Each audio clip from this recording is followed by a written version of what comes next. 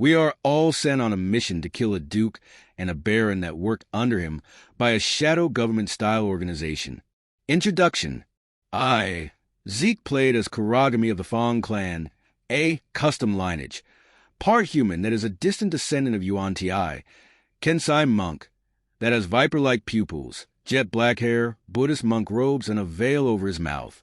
Sean played as Derith Vadir, a champion fighter, that looked like Kylo Ren with a black half mask over his mouth, wearing Geralt of Rivia's black and silver dress suit. Garrett played as a blonde 5 feet 2 inches human woman that was in a fancy red dress. He's changeling a creation bard muti class with soulknife rouge. As we approach the mansion where the Duke's party is being held, a dwarf hands out pamphlets to everyone, including us. The pamphlets outline party details and clearly state that the second and third floors are off-limits. Despite not having invites, we're able to blend in due to the sheer size of the crowd. Garrett links us telepathically so we can communicate discreetly. The mansion is massive, with 3 floors, each as tall as 3 elephants stacked on top of each other. Before entering, I attempt to swipe an invitation from a noble but fail because they're layered in thick clothing. Regardless, we make our way inside. I head to the left, which I later discover is the bar area. Sean heads to the right, ending up in the outer courtyard where nobles are drinking. He approaches a group of 3 nobles to ask for the location of the bar. One, slurring his words, points him in the right direction. Garrett, meanwhile, bumps into a spy disguised as a dwarf. The spy discreetly hands him a letter containing key intel. The second and third floors are heavily guarded and alarmed. The Baron's location. The locations of 2 poisons, one extremely deadly and one that causes severe sickness. Garrett joins me at the bar.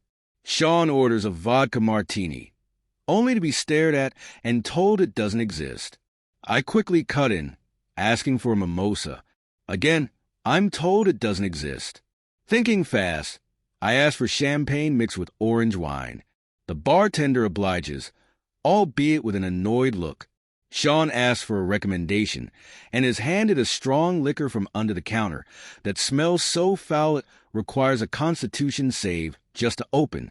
Garrett asks for the most expensive wine, receiving a tiny vial of a pre-morality era vintage worth 13,000 gold. He opts to drink a cheap wine instead, pocketing the expensive one.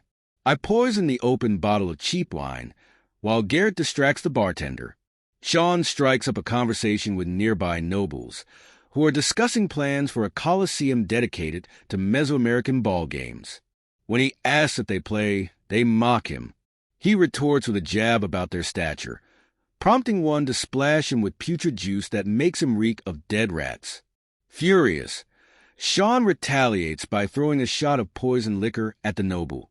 A guard intervenes, warning Sean to behave. Before all this, Garrett had approached the Baron, who was drinking alone. Acting drunk, Garrett spilled his drink on the Baron and offered him the expensive wine as an apology. The Baron declined, and Garrett attempted to seduce him. However, the Baron revealed he was gay and happily married. A guard forced Garrett to leave after he pretended to fall asleep near the Baron. Meanwhile, I quietly splash my drink on the prick noble as I leave the bar area, passing my stealth check to avoid detection. I head towards a bathroom, where Sean is cleaning up. He later scouts a hallway with storage rooms, but is stopped by one of the 5 guards posted there. He relays this information to us. In the bathroom, I find a gap behind a toiletries dresser. Moving it aside, I discover a vent. I crawl through, sealing it behind me, and enter a storage room filled with crates of sealed food. I set a trap by pouring poison onto the crates and infusing it into the wood, then prepare more poison for later use. As part of our plan to reach the basement, I ignite a small fire as a distraction. A guard walks into the smoky room, inhaling the fumes and succumbing to the poison before stumbling towards the bathroom Sean had used. I proceed through another vent into the next room, where I find a cellar door. Oiling its creaky hinges, I descend into the basement. The The basement is dark, with long shelves and a barrel of the deadly poison mentioned in the intel. I climb a shelf but fail a stealth check, knocking something down and alerting a patrolling guard. I hide on top of the shelf and wait until the guard is far enough away before shooting him with 3 poison blow darts. Though he survives the initial attack, the poison finishes him off before he reaches me. I retrieve the poisons and escape using the fire distraction. Meanwhile, Garrett strikes up a conversation with a male orc captain in the main hall, feigning interest in his battle stories. Later, Garrett lures the captain outside to a bridge after failing to find privacy inside. He attempts to seduce him again, but the captain rejects him, stating he has no interest in romance. Garrett signals for backup. Sean ends his conversation with the Duke and moves to assist, while I head to the bridge from the cellar. The fight begins with me firing 2 poison darts from 100 feet away, causing the orc to suffer disadvantage. Sean lands a minor sword hit, but the orc rages and cuts Sean's health in half. Garrett backstabs the orc and retreats to a safe distance. Ultimately, the poison kills the orc. Garrett tells us to turn around as he assumes the orc captain's form. We don't listen, and Garrett, our now 7 feet 1 inch bulky orc, is dressed in a 5 feet 2 inches woman's red dress.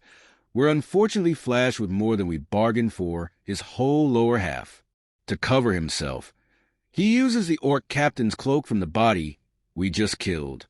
The commotion draws the guards, but Garrett manages to deceive them by pretending to be the orc captain, claiming he's running a squad. The guards buy it and leave. Afterward, we all approach the mansion. Sean and Garrett go back inside. I climb a pipe on the mansion's exterior, reaching the 2nd floor. I sneak into a window but immediately get spotted. Panicking, I retreat back down the pipe. Try blending into the crowd of nobles gathered near the mansion doors. A guard rolls a nat 20 on perception. Finding me, I try convincing them I was only trying to look at the moon form the 2nd floor window seal, but he does buy it I failed the deception check. He then marks me with some magical X-ray mark, meaning all guards can now track me through walls and choose me out, warning me that they have their eyes on me. Frustrated, I get another mimosa to the bar and regroup. By this time, Sean is near the Duke, who's drinking at the bar. I spot that he drank from the poison alcohol and quickly move away to avoid suspicion far from the guard somewhat, while Garrett, still disguised as an orc, is trying to gather more information. Things escalate when the Duke unknowingly drinks some of the poison liquor we left earlier. He starts getting violently ill and retreats to the bathroom. Garrett created a copy of his amulet with his husband's photo on the bar top in between me and Sean. The Duke starts puking his guts out and slowly dying. The Duke's personal guard, 12 of them, rush to the bar to check on him. While he stands near the bathroom door, the guards grow suspicious and interrogate Zeke. Fortunately, I manage to convince them I'm not involved. They turn to Sean, who disastrously fails to deflect suspicion. He tries to blame the bartender, but the barkeep rolls a nat 20, expertly framing Sean as the culprit for tampering with the Duke's drink. Moments later, the Duke dies in the bathroom and chaos erupts. 16 guards descend on Sean and me, weapons drawn. Garrett, now invisible, stays hidden, waiting for the right moment. I leap out of the bar through a window, using a monk's second wind to cover 135 feet in a single move. Sean, not so lucky, throws a Molotov cocktail of the poison liquor at the 12 guards, but as he flees through the same window, opportunity attacks and a passive from the orc captain leave him with just 4 HP. The guards give chase, and lightning from one of them obliterates Sean in a single 50 damage hit, reducing him to dust. I take 30 plus damage, but survive with 12 HP, after deflecting an arrow managing to escape thanks to my head start. While this unfolds, Garrett uses the deadly poison Zeke collected earlier, coating his dagger for a sneak attack on the Duke. With one strike, he instantly kills him and drags the body into the now empty bar to hide it. Garrett, still in orc form, runs past the guards, claiming outrage that they let this happen. His deception check nearly fails, but he manages to escape and later shifts back to his girl disguise. And that's how our Hitman one-shot ended.